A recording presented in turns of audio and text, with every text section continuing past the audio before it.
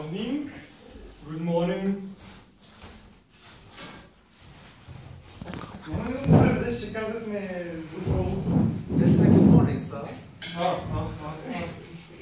Good morning. Good morning. Посланникът казва добро утро. Да, това не знаем колкото заедно. They say no for a month. So Окей. Дойдохме да представим проект за такова, за хора с наднормено тегло. they came here, sir, to present you a project for fat people. Fat people? Yeah. How dare you? Не, в смисъл всичко наред, да си дебел е нормално, обаче така не е много здравословно. They say Does he call me fat? no, they don't call you fat. They say fat people are not bad people. Oh, yeah, for They sure, say for it's a sure, normal thing. for sure. Той казва, че е напълно нормално. И смятаме да отворим тук в България един дебелариум. They're searching for the idea to open a debellarium here in Bulgaria. What? Това е едно прекрасно място, което смятаме, че така вие ще оцените, както и вашите сънародници. They say that's a wonderful place, sir. That's terrible. That's absolutely terrible. Ние смятаме, че... Казва, че е ужасно това, което предлагате вие.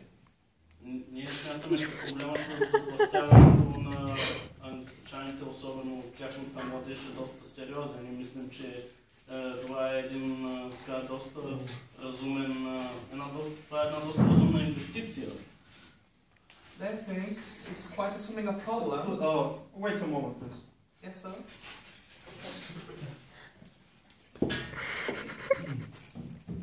Yes, continue.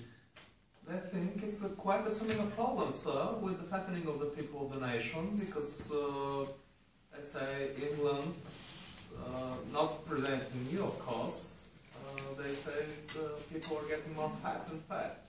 In England? Yes, sir. I don't know anything about it. Посланникът казва, че не знае да има дебели хора в Франция.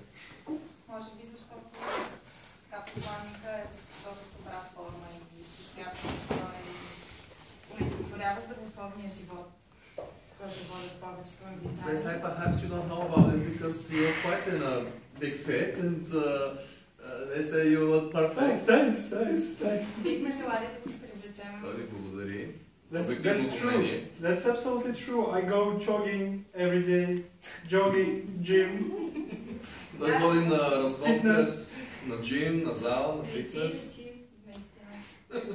Но бихме желали вие да станете наше лице и така да подпомогнете каузата с примери от вашия собствен живот. They really want you to be the